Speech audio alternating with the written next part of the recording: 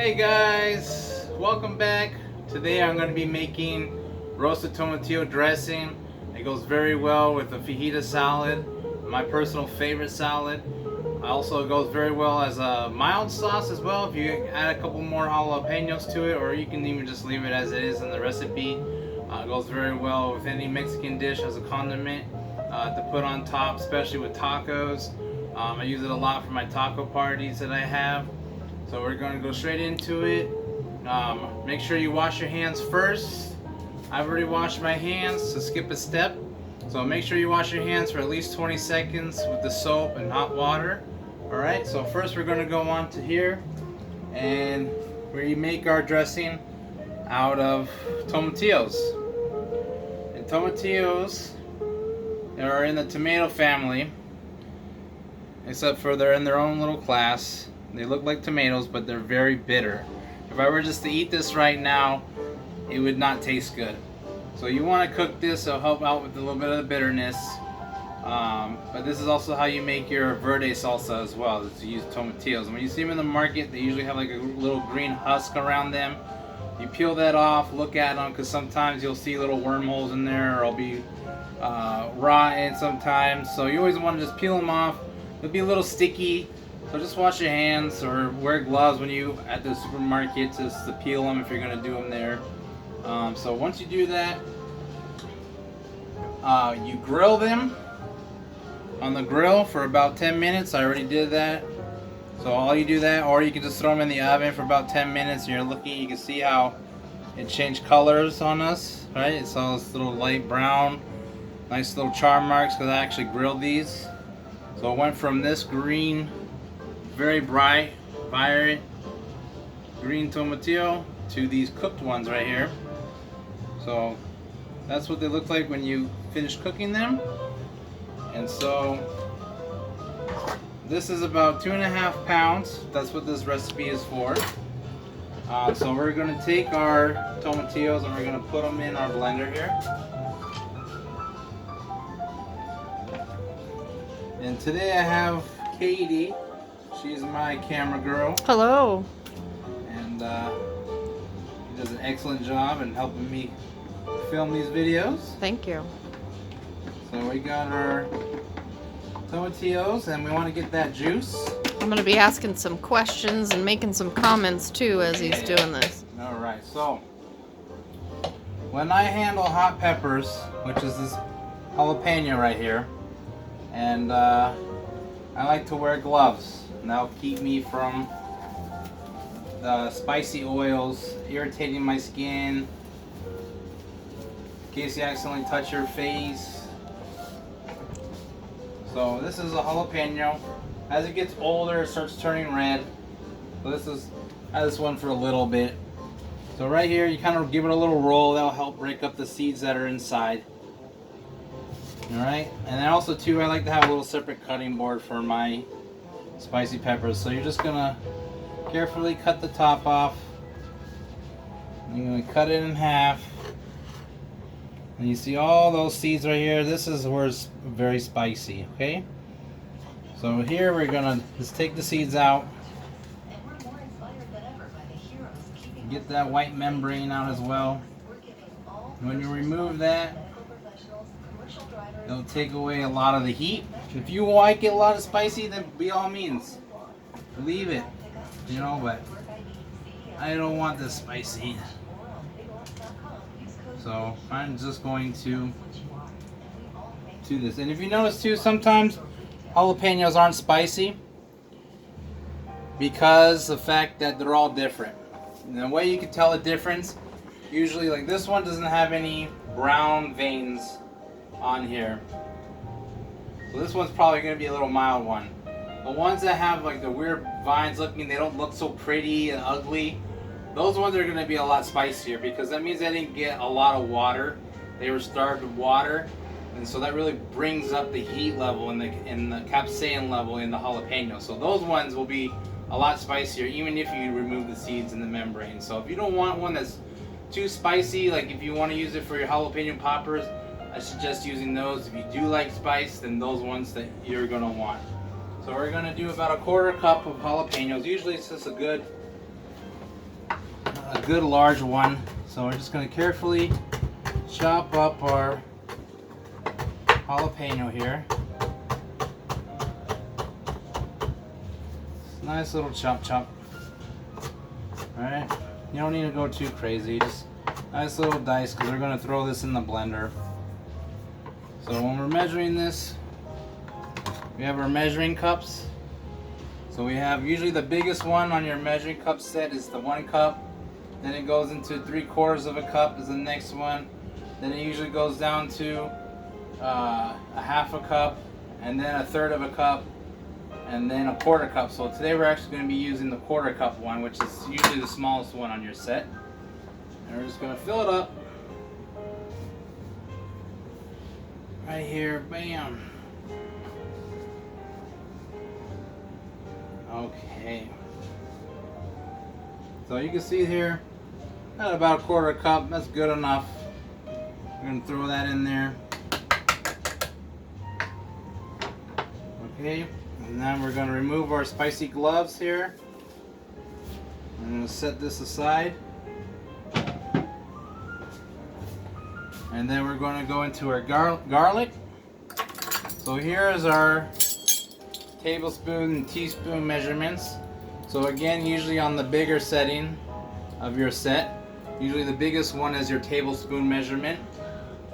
And then this one actually has a 1/2 tablespoon, which is 1 and 1 teaspoon. And then you have the next smallest one is 1 teaspoon. And then you have a 1/2 teaspoon. And then the last one, but not least, the little baby one here, that's your 1/4 teaspoon. So this one's going to be 2 tablespoons, which is our big one here. I already measured that out for us. Let's give it a nice little rough chop. We're going to throw that into our blender here. And then we have our fresh cilantro. And the way you can tell the difference between cilantro and parsley at the store is you can see the leaves here are really round.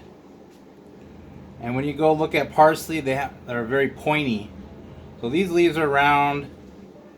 They have a different smell too. Parsley usually has this like little lemony smell to it.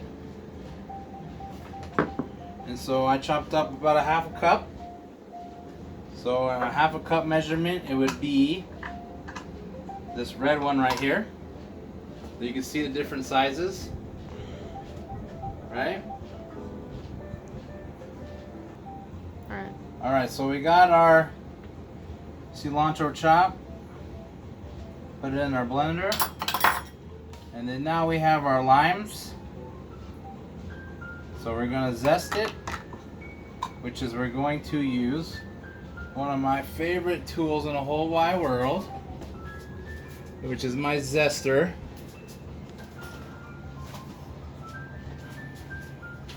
Which is this guy right here. And what you do is you take it and you just go just nicely across the lime. So when a recipe says zest, this is what it means. Yes. So we're just taking the zest off of the lime here, the peel, and this has all the natural oils from the lime, sweetness from the lime, gives it an extra flavor. And you can see the white right here, this is the bitter part. So you don't want to go too far into this. You're just grazing the top. And that goes with any of these citrus, right? Yes. Oranges and lemons. Oranges, lemons, limes. This is beautiful. And we're just going to throw it in there. And a little goes a long way. Then we're going to juice our lime here. It's a very strong flavor. I love lime. One of my favorite flavors is lime. Alright, so this little gadget right here is helping me juice it and catch all the seeds. So we got our lime juice. And the green here. side is for limes, Yep. and the yellow side is for lemons. Yeah. Thank you for pointing that out. Nice little tidbit right there. So And that actually has a measuring thing on there. Yeah, this but one. I know you want to be doubly sure. So add about a tablespoon of our lime juice here. Alright, move those guys out of our way. Then we're going to add our salt. And what's the best kind of salt to use? I like kosher salt. I can feel the grains of the salt, and then also it's not as salty as well. So we're gonna do. And the crystals are a little bigger, aren't they? Yes, right. It's different than regular table salt. Yeah. So we're gonna do 1.5 teaspoons here just for now. You can always add more. It's hard to take away. All right, guys. So we got all our ingredients in here. So next, we actually have our neutral oil.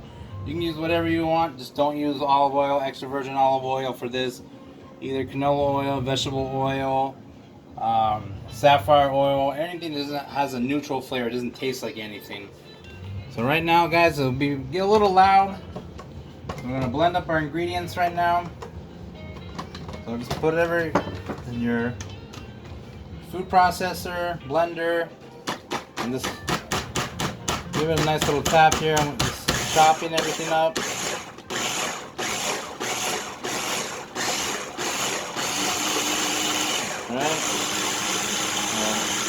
Right now you're looking to liquefy everything.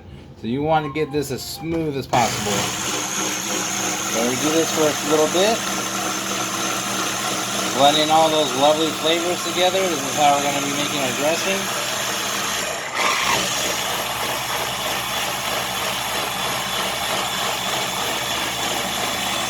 Alright.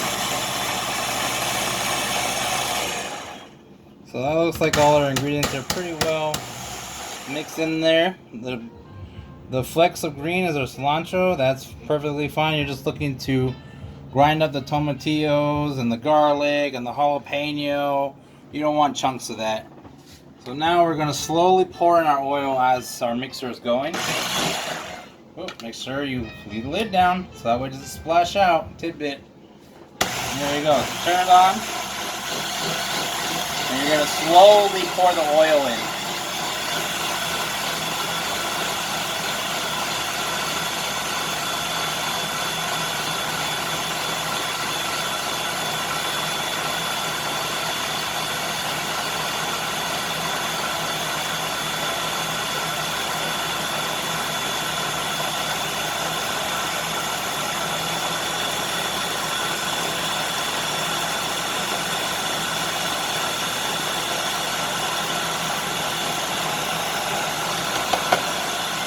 Alright, and the reason why you want to pour it slowly is you're emulsifying the oil into our dressing of the tomatillos here. What does emulsify mean? It means we're bringing it together, so it'll be a nice little thick dressing, and that way it'll be nice, kind of have like a little creamy texture to it. Alright, so beautiful. You can see that our dressing looks really nice. You got the lovely flecks of the cilantro, a little bit of the seeds from the tomatillos, which is perfectly fine. Alright, and give a little taste here. Has a little slight bitter notes to it, and that's from the tomatillos. It's really good. Taste the lime running through there. Taste the garlic running through there. This is best too if you're gonna make it. You're gonna have your tacos tomorrow. So let this sit overnight, or at least for an hour or so, to really develop the flavors. You want to serve this really nice and cold. So you can make it ahead of time. Yes, make this ahead of time. It'll last for about a week in your refrigerator. It never lasts long in my house because I usually put it on everything.